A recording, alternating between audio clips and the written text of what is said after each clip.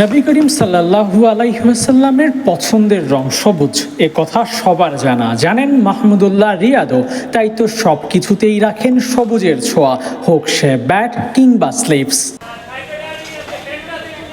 না, এ কথা আমার বলা না। 2024 বিপিএল এর সময় ফরচুন বরিশালে খেলার সময় সতীর্থদের সাথে রিয়াদ এটাই বলা বলি করছিলেন। সেখান থেকেই শোনা কথায় নাকি কান দিতে নেই, তবে প্রমাণ যখন চোখের সামনে তখন এমন একটা বিষয়কে উপেক্ষা করবারও জো নেই।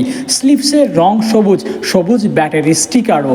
বিপিএল এর সময় এটা নিয়েই কথা বলছিলেন রিয়াদ। প্রিয় নবী সাল্লাল্লাহু আলাইহি ওয়াসাল্লামের পছন্দের রং সাথে নিয়ে খেলতে চলতে ভালোবাসেন মাহমুদুল্লাহ রিয়াদ। শুধু এটাই না, মাহমুদুল্লাহ রিয়াদের আছে আরও একখানা ভালো দিক। অনুশীলন কিংবা ম্যাচ সিনারিও সব সময় অজু অবস্থায় থাকার চেষ্টা করেন তিনি। সালাত আদায় করতে অনেক সময় বাড়তি অজু করতে হয় না তাকে। একজন ক্রিকেটার যিনি প্র্যাকটিস করেন, মাঠে খেলেন, এত তারা যখন তার আশেপাশে, তখনও তিনি দিনকে ভুলে যান না। নিজের মতো করে সুন্নাহ পালনের চেষ্টা করেন the crisis man Mahmudullah Riyad. বয়স হয়েছে, দাড়িতেও পাক ধরেছে, ক্রিকেটে আছেন হয়তো আর কয়েকটা বছর। এরপরই প্রিয় ব্যাট তুলে রাখবেন, খেলবেন না বাংলাদেশ জাতীয় দলের হয়ে। স্মৃতির মানসপটে রেখে যাবেন আস্ত এক সাইলেন্ট কিলারকে।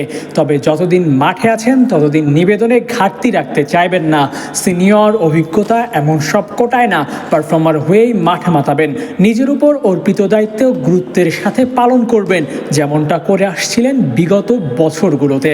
মাহমুদুল্লাহ রিয়াদের নাম আসলেই আসন্ন যে কোনো টুর্নামেন্টের কথাও চলে আসে। রিয়াদ কি আসছে টুর্নামেন্ট খেলতে পারবেন কিনা, যেমন 2025 চ্যাম্পিয়ন্স ট্রফি, 2023 বিশ্বকাপের পারফরমেন্স বিবেচনা করলে ওয়ানডে ফরম্যাটে হওয়া চ্যাম্পিয়ন্স ট্রফি থেকে রিয়াদকে সরানোর তেমন কারণ খুঁজে পাওয়া যাবে না।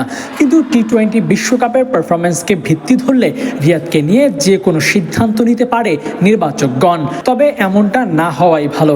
এক ফরম্যাটের পারফরমেন্স দিয়ে অন্য ফরম্যাটের বিচার না করাই সুবুদ্ধির লক্ষণ।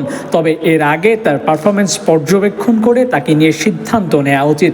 আর সেই সিদ্ধান্ত নিজের পক্ষে নিতে নিয়মিত খেটে যাচ্ছেন রিয়াদ। আর এই পরিশ্রম তার সৌভাগ্যের চাবিকাঠি হোক।